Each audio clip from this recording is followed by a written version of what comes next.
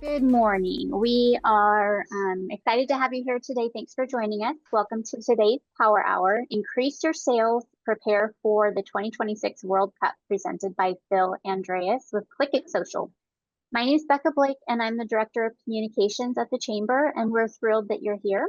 A couple reminders. One is that we have Power Hour sessions scheduled every month for the remainder of 2025. They're always at 10 a.m. on the first Tuesday of the month via Zoom. So you can kind of plan for that, add those to your calendar. We're also recording each session and adding them to the Member Resource Center. So if you miss a Power Hour, you can go back and watch it later by logging into your Member Information Center.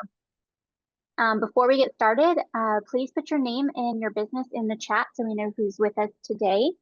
And then I'm going to be monitoring the chat for questions throughout the program, but Phil has also generously offered to just take questions throughout the program. So if you have any questions, feel free to unmute yourself and chime in and just ask as you need to. Today's presenter is Phil Andreas. He's the mayor of Lone Jack, Missouri, and a dedicated community leader with a strong background in both governance and business. As the owner of Click It Social, a digital marketing agency, Phil specializes in leveraging modern tools like an artificial intelligence to optimize daily business operations, marketing plans, and digital presence, while increasing efficiency and reducing costs. His expertise in integrating AI-driven solutions highlights this forward-thinking approach, benefiting both his marketing clients and the community he serves. So without further ado, Phil, the floor is all yours. Thank you very much. So good morning. Been asked to talk today about getting ourselves digitally ready for the World Cup. I know it feels like it's a long way away, and in some ways it is, and in some ways it's not, especially when we start talking about digital platforms and depending what changes you're going to make in those digital platforms. Some you can do instantaneously, and some are going to take time for web designers or SEO strategists, whoever you're working with, to kind of get those changes implemented. The two big things we're going to talk about today are WhatsApp and Google Business Pages. Those two very important platforms for really, even local people, but tourism in general, and definitely for people coming in from overseas. So one thing we know about the World Cup coming, it's going to be very predictably unpredictable. We have never hosted anything like this in Kansas City. Having this many foreign visitors, and we don't even know where they're coming from yet. Who knows what's going to happen? But again, there's some basics we can go through that'll apply to really any situation. Now, basic expectations. Most of our visitors, at least to our knowledge now, are going to be in Western European. I've been here in Spain and Portugal, but we don't know that for sure yet. Most Western European visitors will manage in English, but not everyone's going to prefer it. What you can probably plan for is English by default, like they'll greet you in English, maybe ask some basic questions in English, but anything more advanced, anything a little more complicated dialogue, going to be difficult for them to do in English.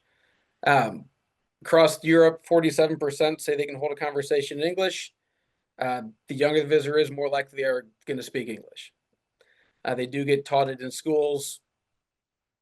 The one thing I noticed when I visited Europe years back was a lot of people speak different languages because they have to, because you can drive 2 days in this country and never say anything but English. They drive for 6 hours and running in 3 different languages. So they are better versed in languages than we are.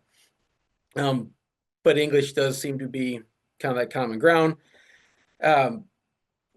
Working English is going to cover majority of visitor interaction, again, especially with young. And the fun part is going to be typically a cross between British English that they teach in schools and the American English learned by media consumption. If you think back to when you took Spanish or French or German, whatever you took in high school, you learned very formal version of that language, and you go to Mexico and suddenly the Spanish you learned in high school doesn't really sound like the Spanish they're speaking to you. You're going to see that a little bit with these visitors coming in, because the English they have been exposed to and were formally taught is British. So they're going to use some fun words for things. But then, like I said, American English, they learn by listening to music and watching movies, and that could be interesting to see what that mixture comes comes to. However, the good news is in today's age, communication has never been easier between textual based platforms that we can communicate with, translation software, AI, which if you haven't played with AI, you really should start. And the AI large language models do a fantastic job of translation, which we'll talk about a little bit later. But I mean, kind of key one of marketing is meet your customers where they're at. And all of our visitors are going to be on WhatsApp. It's an app that I use quite a bit. I know a lot of people have never touched, and it just kind of depends what kind of industry you're in, whether or not you've used WhatsApp before. Depending on what country does come from Europe, I mean, you can expect 70 to 90% of people over there using WhatsApp on a weekly basis.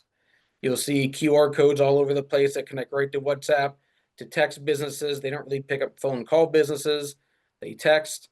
I mean, I know, at least my personal experience with foreign language, I'd much rather read it and write it than speak it, because the whole idea is you understand it written out. So having that text-based option is definitely going to help with that language barrier.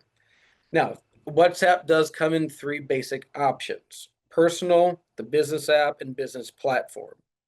The personal WhatsApp and business app are free. Business platform is not.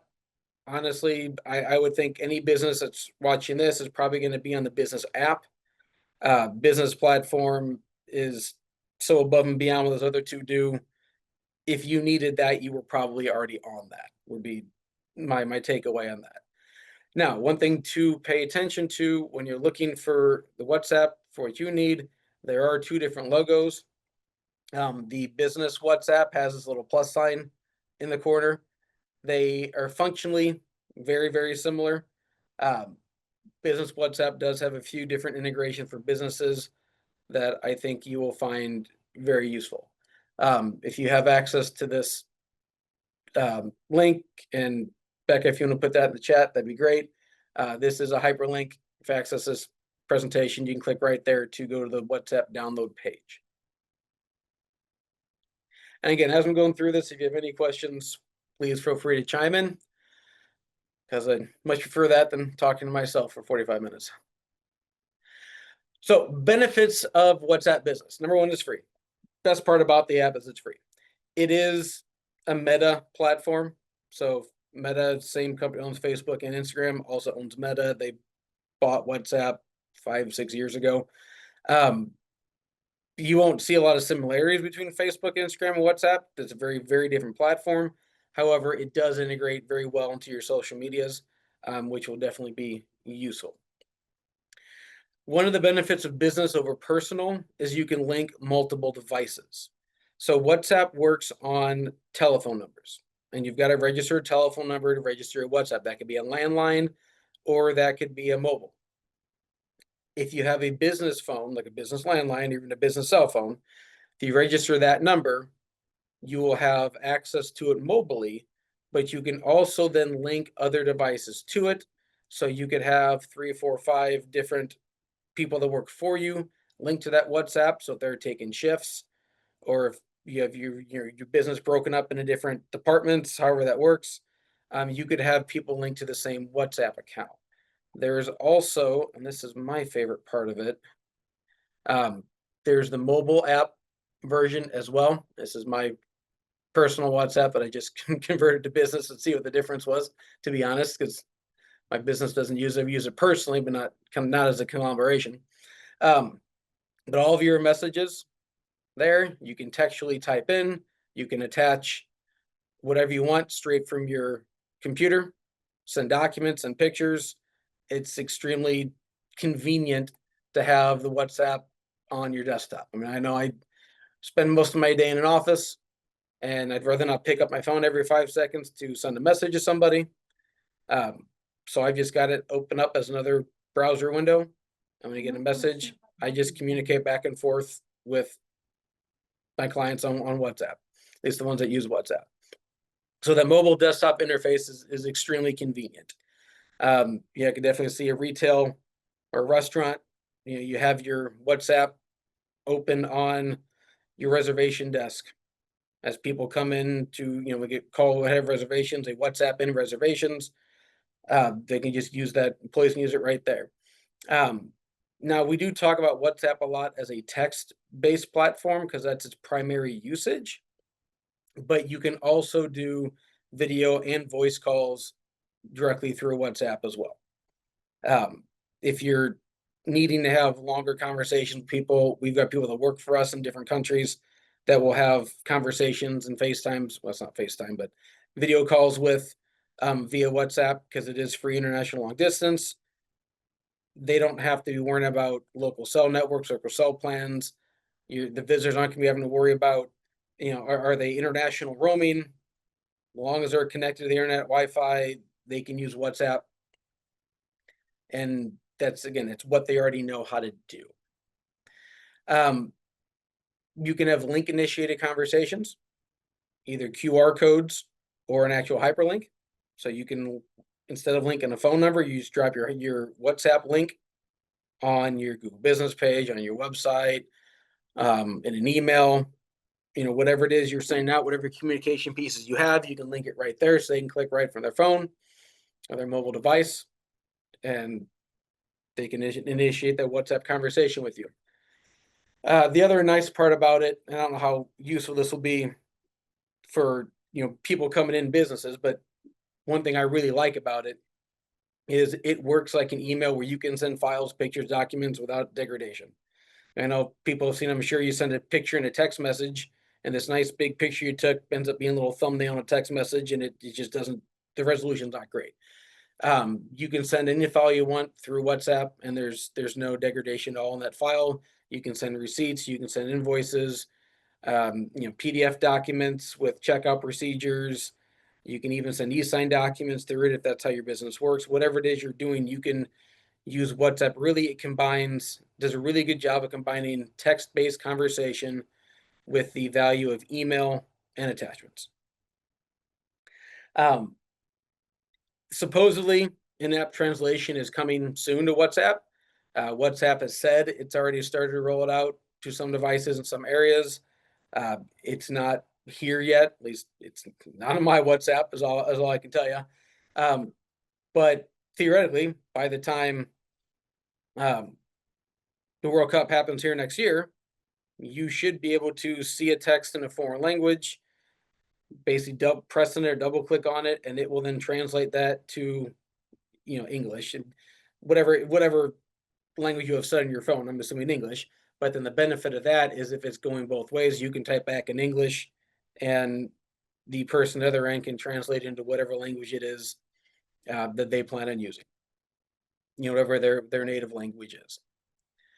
So we're gonna get into a little bit in a second, kind of more what WhatsApp can do, but gonna go down a little rabbit hole here and talk about translation stuff in general, because it's gonna be kind of pivotal to a lot of other things that we talk about.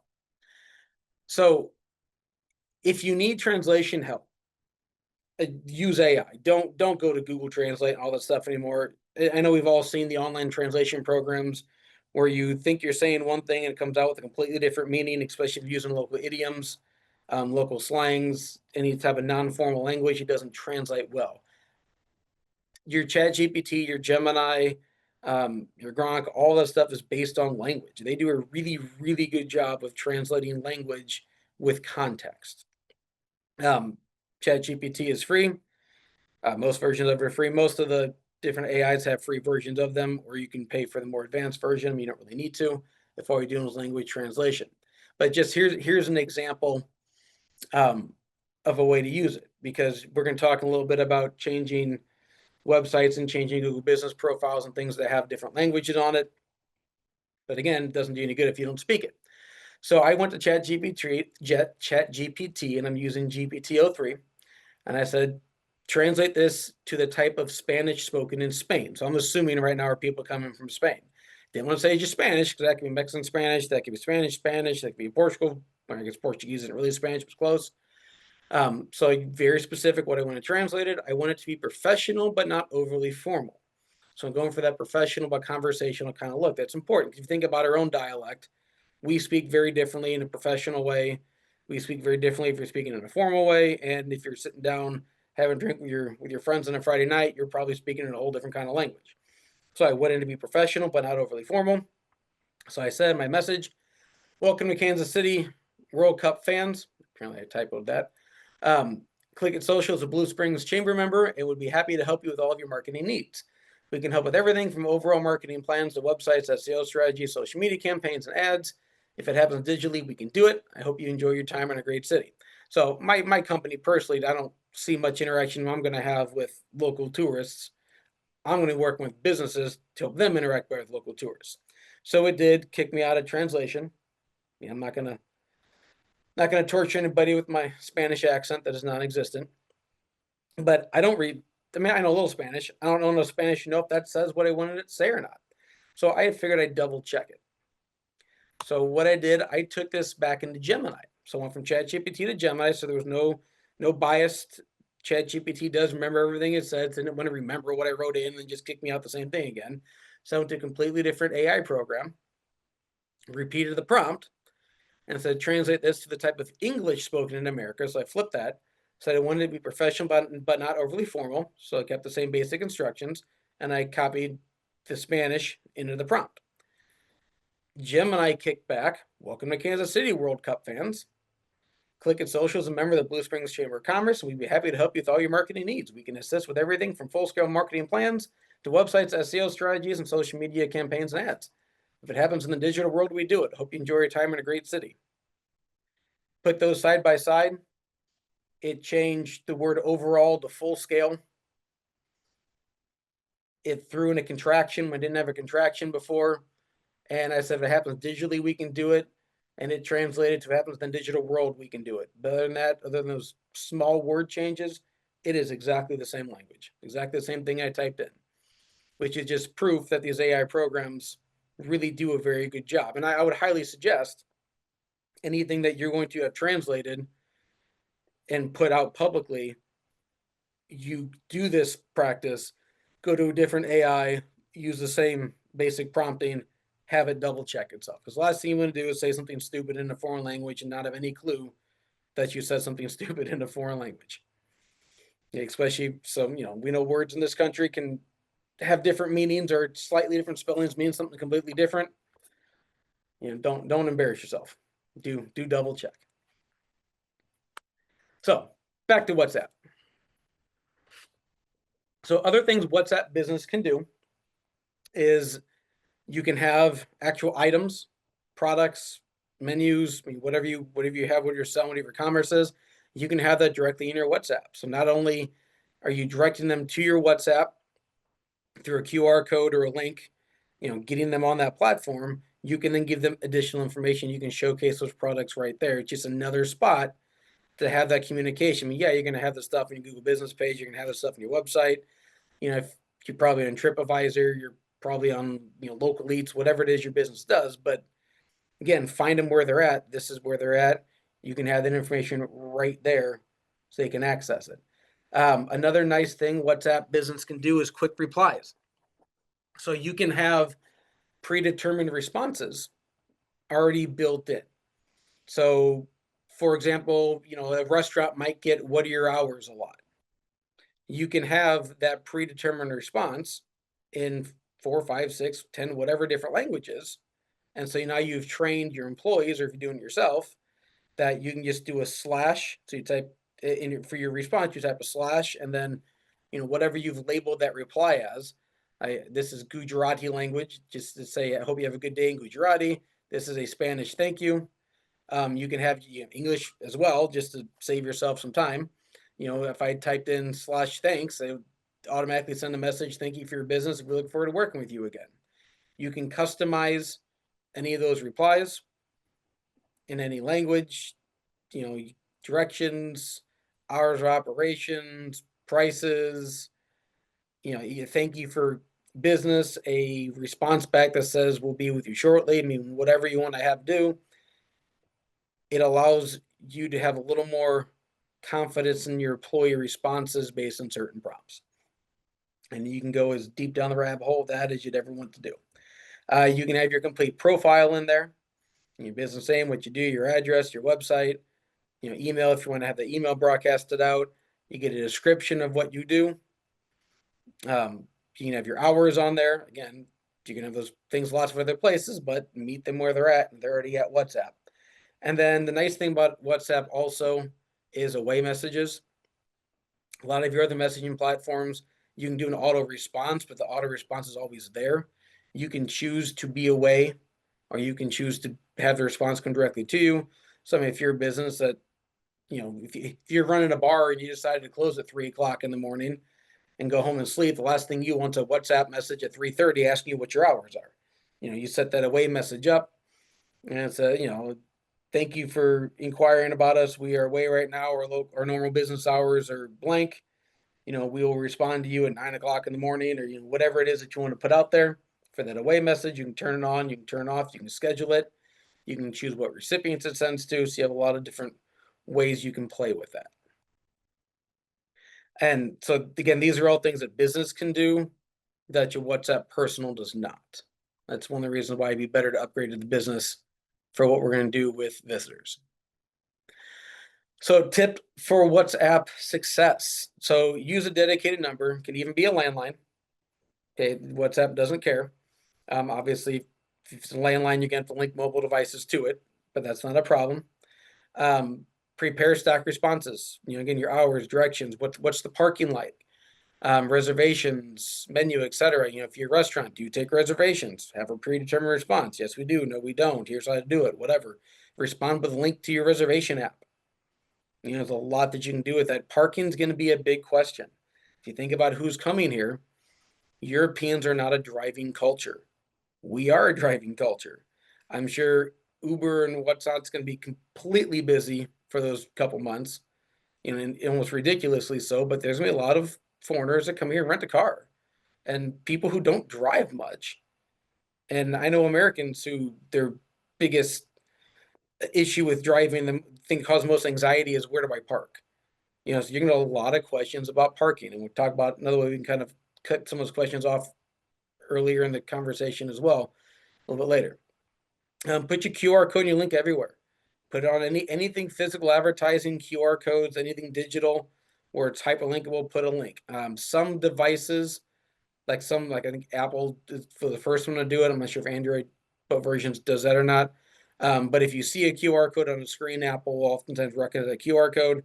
But QR codes are great things to put on menus, papers, if you send letters, signage, hey, learn more about our business, you get the QR code, or contact us here and QR code, boom, this goes right to WhatsApp. Set those hours in the way messages, use the catalog if relevant, and train for the 24-hour rule. So I haven't talked about this yet. With WhatsApp, with business, and I be honest, and I just changed the business to personal, I haven't run into this yet, but there's a 24-hour rule in place where you have, if somebody messages you, you have 24 hours to respond without it having to then ask permission for your response. And especially in Europe, they're very, very big on not having unsolicited advertisements. They don't get the spam calls that we do. They don't get the unsolicited texts that we do. That's not a thing in their culture, and they really, really, really don't like it. And so one thing WhatsApp has, that 24-hour rule. As long as you're responding and keeping the conversation going, you can respond back and forth all you want. But if they say something you haven't responded in 24 hours, you're going to have another barrier between responding back to them. But for any business we have in Blue Springs doing tourism, if you're not responding in 24 hours, you've probably lost that business anyways. So general communication tips. And one thing to remember, both sides of the coin here are navigating cultural and language barriers. We have our own cultural understandings, and of course they're coming here to integrate with our culture for the couple weeks they're here, but they also don't understand our culture. So we just got to have to acknowledge that and make sure we communicate very, very plainly because of it. So in general, Europeans, again, we don't know really where they're coming from yet, they aren't big on flashy promotional language and upsells. Okay, they don't want the sales pitch about how amazing your your thing is, how amazing your service is, or your restaurant, or whatever it is. They want concise language that gives them the facts, gives them the information they want. And because they may also be using translation software, they might be taking what you're giving them into some, Chat GPT 2 or whatever software they're using. Having a lot of colorful language, while it might sound good in your head, doesn't often translate well, especially since a lot of the colorful language we use tends to be metaphorical, tends to be local. Those aren't always going to work well. Speak factually and avoid idioms. For example, you tell somebody, well, down the road, I think we're going to implement this in my business. Well, if I translate down the road, somebody literally thinks that you're going to go down the road in the street and do something. Like, that doesn't translate directly. Now, again, with LLMs, with AI, it might translate a whole lot better. Another one I just saw on the show I was watching last night, was telling somebody about feeding the furnace, and the person didn't really speak much English, was very confused as to why your furnace was eating. Didn't understand that idea of feeding it. It's a turn of phrase. So you want to try to avoid those as much as possible in any communication you do, so things translate well. Europeans are also used to the final at the register price. We are one of the only countries that you go to the store and you see a price tag, you go to check out, and it's a whole different price tag. We're used to that. We can factor 8.5% ish in our head pretty easily. We just know tax is going to be added to that. The Europeans have VAT, have value added tax, sales tax, whatever you can call it, but it is on the price they see on the sticker. So having prices that include maybe before and after tax prices, if you're putting together your products on WhatsApp, either be very specific, this is before tax, or put an after tax price tags on it and label it as such. Be transparent about tipping. Europe is not a tipping culture. Okay, the last thing you want, or if you're a restaurant or a bar, your server's not making money because Europeans don't know to tip or how much to tip. And anybody that comes over here is probably going to know a little bit about our culture, know that we do tip. But again, heck, even most American citizens right now don't know how much to tip, because at one point it was 10%, then it was 15, then it's 20, and then you got some people saying it's supposed to 30% for something. I mean, you can decide which of those are ridiculous yourself, but be transparent about it. Is gratuity included? Yes or no? Is it expected? They're not going to have the cultural knowledge as to, should I tip here or should I not tip here? You be transparent, let them know, yes, in this establishment, tipping is typically expected, and be realistic about what that tipping percentage up front. Just like the taxes, Europeans are used to knowing what that price tag is. If you go to a restaurant in Europe and order a meal for $40 or 40 euros, you're going to pay 40 euros and walk out the door. You're not going to have to pay 40 euros plus sales plus tax plus a tip, to where you don't really know what that meal is until you get the bill. So be transparent up front, avoid a lot of conflict. And yet just don't be afraid to speak out about those expectations. It's better to have somebody slightly annoyed when they walk in about, oh, I got a tip here, than really upset at the end of the day when suddenly they're expected a tip and their meal is way more expensive than thought it was. Or even worse, your employees aren't making the income that they're used to making because people didn't know to tip. These communication tips are good for WhatsApp. They're good for Google Business, good for website, good for however you are communicating. I mean, these would be good rules to kind of follow. Unless there's any questions on WhatsApp, we're going to jump into Google Business Listings. Okay. So the other main platform that the Europeans coming in can use is Google. They're used to Google. Google is prevalent over there, even maybe more so than it is over here. They will use Apple Maps as well. Apple Maps actually tends to be distant second to Google in most European countries. And I didn't put statistics on that because when I looked those up, the statistics varied quite greatly from country to country. visitors will typically know enough English to search in English. One of the things my firm does is SEO, search engine optimization. We've actually looked into whether or not it's useful to effort in foreign language words if you're in an area there's a lot of foreign language visitors. What we found is it's not. Google does look at the words differently, but people know enough English coming over here. If they want a restaurant, they're going to type in restaurant. If they want food, they're going to type in food. I'm pretty sure anybody that's visiting Kansas City has done enough research that they're going to know at some point in time to type in barbecue, because they're going to come here and want some barbecue, because who wouldn't?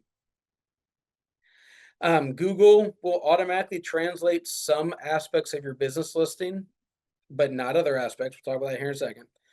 And especially if you are a one-off kind of business, you're a store for people to buy stuff, you're a restaurant. I mean, these aren't going to be long-term clients you're harvesting here. Google Business is likely going to be your first and only impression. If you don't show up in Google Business search, when they search you on Google Maps, when they search you, they're not going to find you someplace else. And, again, if I'm looking for a bar or for a restaurant or for a liquor store or anything else that's kind of a quick jump in, jump out buy, they're not going to go to your website, most likely. If looking for an Airbnb or some type of tourist activity, sure, they might want more information, go to website, check it out. But for a lot of businesses in Blue Springs, Google Business can be the only thing that they see. So let's make sure that you have them. Make sure that they're claimed. If you haven't claimed them, it is free to do. You get people trying to sell you on that a lot. It's actually a free service through Google to claim that listing. It can be a pain, but it shouldn't cost you money. And let's get it provisioned so it's going to work for you. Things to include in your Google Business listing. Absolutely include your WhatsApp link. There is a spot that you can put that in. And just for what it's worth, WhatsApp links are very, very easy. And you can include this, again, anywhere that you've got a digital platform. You're just creating a hyperlink, https://wa.me/1, because you do need to have your country code and then your area codes. Like mine is https://wa.me/13147533549. It's just the phone number I've got tagged to it. So that is a universal code for WhatsApp. You put that link anywhere and people will be able to link right to your WhatsApp and contact you. Check your Google Map location pin. Be sure it is accurate. Again, people are going to be confused about parking. People are going to be hesitant. People don't know where you're at. That you have strip malls may not be something they're used to in their country.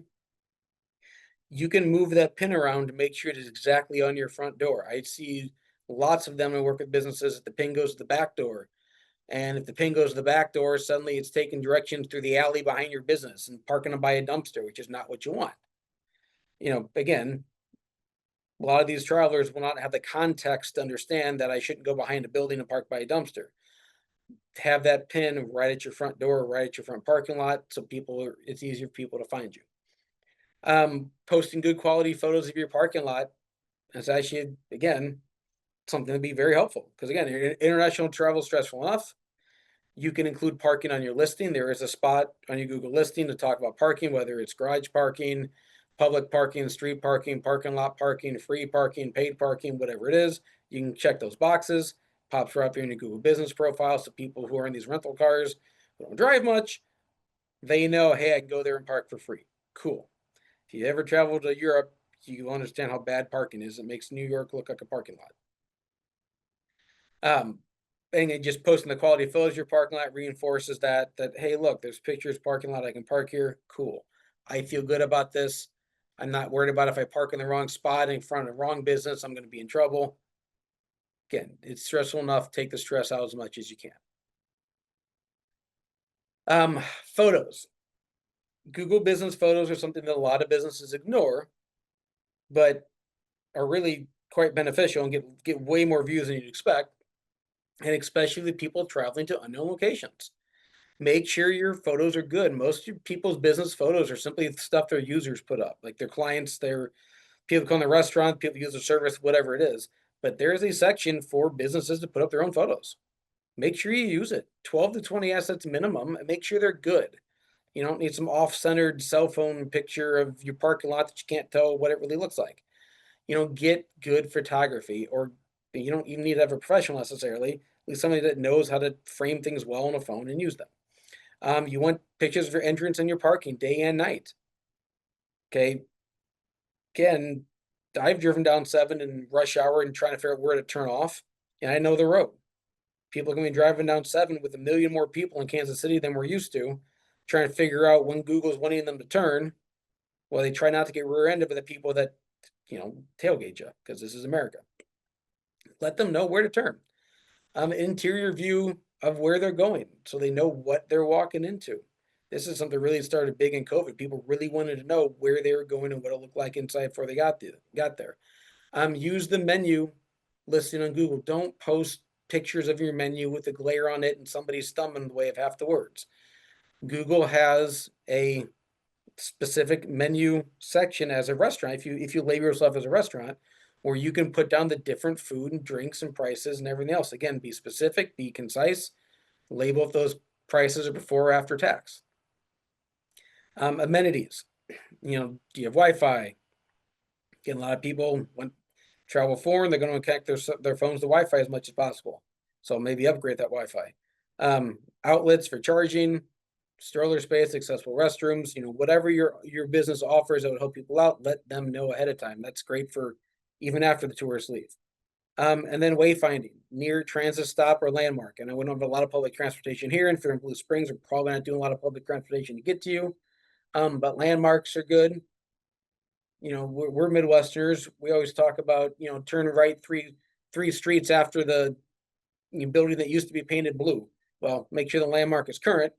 But knowing that it will be after the Casey's on the right or something, something that's obvious people can see, will help them get you, help them feel better about doing it. A couple other things on Google Business listings. Don't forget to adjust your hours or add special hours. Google Business will default to your normal hours, but if you're staying open extra late on a Friday night because you can, if you don't list that, Google's going to tell people you're closed. Or if it's a holiday, which I'm not sure if the holiday is over that time or not, it'll be like, oh, you might be open, might not. We don't know.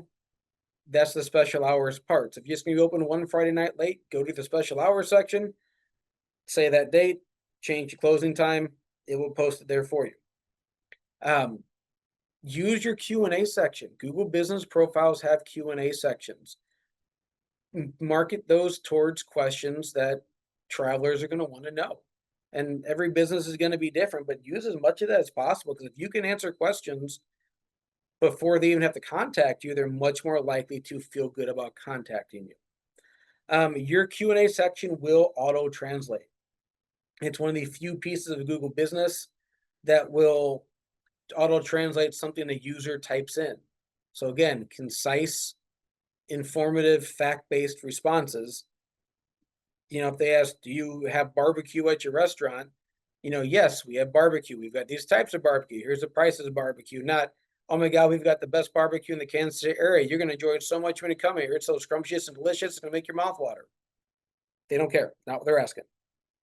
Do you have it? Yes, I do. Here's what kind I have. And make sure all the info on your Google Business page aligns with your website and anything else, Yelp, TripAdvisor, whatever the platforms you're on out there, make sure they're all the same. Couple reasons. One, if they are looking at you with different platforms, it builds trust because they feel like that information is not reliable.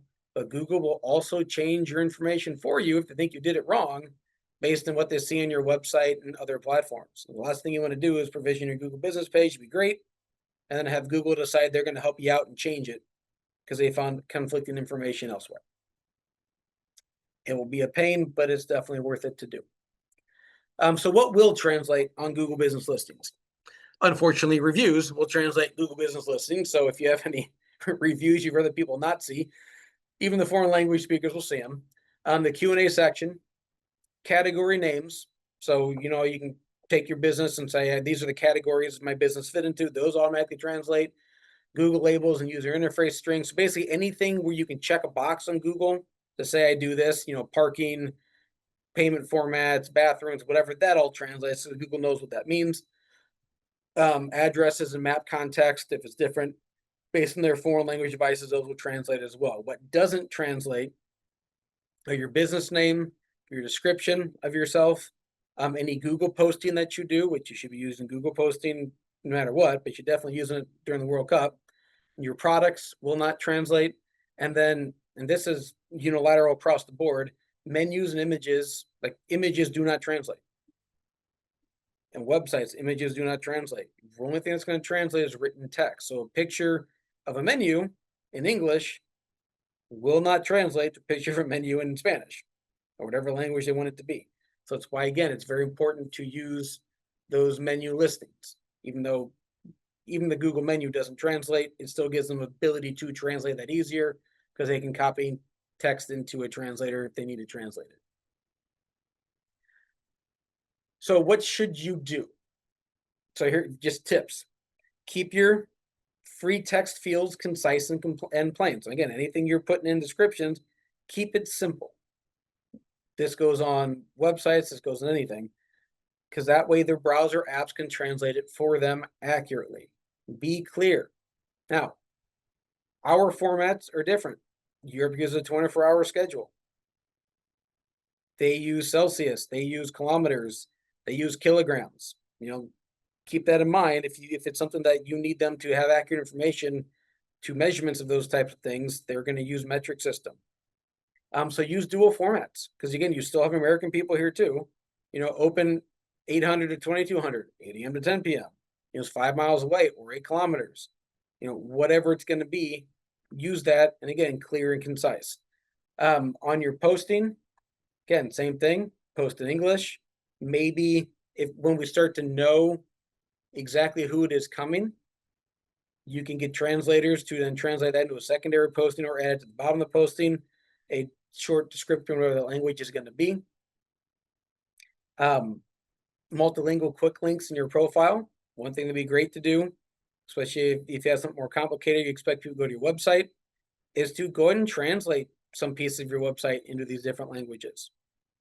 Again, check it, make sure it's right, but it's better for you to translate it, be able to check it and know it's right than to have Google Chrome, Google, whatever it is, translate it for you, and you have no idea if they're going to do it right or not.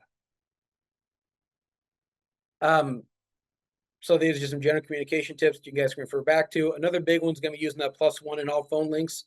I know we get lazy in this country, we don't. But these people are going to be having foreign number of phones. Like they're going to have to use that +1 to get you if you're going to actually make a standard phone call. Clear, factual, low hype copy. Don't use words like rain check, 2 blocks down. They don't know what a block is. BOGO, they have no idea what you're talking about if you put BOGO on a promotion. Gotcha, no worries. Those don't always translate. You words like postpone or 200 meters, buy one, get one free, spell it out. Be over-explanatory on what you're going to do on things. And, in some ways speak a little more formally because they're going to be expecting a little more formal English. So we'll jump real quick to a couple of website tips and tricks. Some people control their website. Most people have to get with a web company, web designer to do it. If you don't have a professionally built website at this point in time and you're expecting a lot of traffic, I'd strongly suggest you do get with a company to build a more professional, robust website for all of this. You can always call me on that. I'll plug myself. But use the same strategy with language as we're talking about WhatsApp GBP, concise, clear, multiple formats. Browsers do auto translate. If you have your browser language set to whatever a different language, so then their native language, Google will do its best to translate all of your English into that language. But again, it doesn't always do it great, and images never translate. See a lot of websites that have pretty pictures on them, and the pictures explain things. A picture, a graphic of your hours, a graphic of a review. Those aren't going to translate into foreign languages. If they're not hard-coded into your website as text, they're going to be English. That might be good, that might not be good. Again, European versions of dates, hour, sizes. I put a welcome banner on it. When we know where people are coming from, maybe, welcome people from Spain or just welcome football fans. Don't call it soccer. You'll offend them, they'll be confused. Just something that lets people know, hey, I want your business. I'm friendly to European travelers. I'm probably going to run into some people that aren't, that just don't want them in their establishment, whatever. let them know you were friendly to them. You even do this on your WhatsApp and Google Business page. You change your cover picture, you change your logo to include a World Cup banner on it or something. Things that let people know, hey, I want you to come visit my store. We welcome you in as visitors. Make sure all information's same on your website as in your WhatsApp. Special hours, if you're going to be open, special time for different matches to be shown. If you're going to be showing different games in your establishment, I would make sure you say this establishment, we're watching this country play this country, because that's what they're going to be looking for. And of course, add your WhatsApp link there as well. Because the more ways you can get them to communicate with you, the better. And then go the extra mile and put some pre-translated FAQs or other information on your website. Again, once you figure out what the language is going to be, have ChatGPT, have somebody, whatever, translate those, and have a thing that says FAQs in Spanish, FAQs in Portuguese, FAQs in German, whatever it's going to be. So they see it and they know, cool, I can go there and read something in my language, not just, what Google's hopefully translating correctly. If you have any questions, be more than happy to have conversation with anybody who wants to have conversation about this stuff. This is my WhatsApp QR code. You can scan that right off your browser and contact my WhatsApp. Also have a regular American phone number you can call me. Don't hate on the 314 number from St. Louis years ago. I've had the number since I was 18. Email and my digital WhatsApp link as well. And then just for fun, because we did talk about that people are going to come in with a lot of British English, even if they're from Spain or Portugal. Just some words. If you watch any BBC, you probably already know most of these. They're not going to say restroom or bathroom. They're going to say toilet or water closet. They don't say cell phones. They say mobile. Elevators or lifts. They don't get in line. They stand in a queue. They don't do takeout. They do takeaway or to go. They'll call a check or bill, which we do that as well. Don't get scared when people start talking about the boot of their car. So they're going to call a trunk. They might be asking for chips at restaurants and get really confused when you bring them Doritos. Cookies are biscuits. And I know in our world, a biscuit's a very different thing than a cookie. But they might be very confused if they see biscuits and gravy on a menu. They might be really confused as to what they're about to get. and they'll go by petrol stations or fuel stations, not gas. So just some fun little things to keep in mind. And I'm sure there's thousands of others of them. But even if they speak English, they might not be speaking your English. So. Thank you, Phil. That was awesome. You brought up a lot of points that I hadn't even thought of yet. And it's actually a little overwhelming thinking about how the chamber can utilize WhatsApp potentially during this time and just in general. So real quick, one thing I didn't mention, WhatsApp also has groups. Like for example, sorry, I know you're trying to kick me off here. Like I've got one of my clients, it's the whole group. There's 8 or 9, all these people are on this WhatsApp group because they're all own the different stores. And so we can communicate promotions in group text type of things. Something the chamber could use it for absolutely is a group conversation. Things you don't maybe want on social media, but you want people to be able to communicate in a group about something. And maybe you put a whole chamber group WhatsApp out there and people can be like, hey, who in the chamber does carpet cleaning? And then people can respond to it and just have those conversations that way. I guess also for that matter, I didn't say this, WhatsApp is also completely encrypted. So no, it's front to back encrypted communication. Very cool. That's awesome. That's exciting. So also on that note, like, how would a business, if they're wanting to tackle all of this and they haven't done it before, it's all new, it's a little overwhelming. Is there like a checklist that you can offer, or should they just go into AI and say, what do I need to do to make my Google business listing? So I put a couple of checklists in there when it comes to different things to make sure you do for World Cup coming in. Really with Google Business Listing, the checklist is the Google Business Listing. Make sure you go through every little blank, every field that's applicable to your company, And if Mhm. it's applicable, you check the box or you put an explanation, whatever. I mean, just in general, Google likes it when you use Google stuff. I mean, Yeah. we're not even just talking World Cup. You can have your Google listing complete. I mean, Yeah. we do run a Google optimization package with some of our SEO stuff that we'll do that for you just to make sure it's done kind of the right way. But the first step is just make sure it's done at all.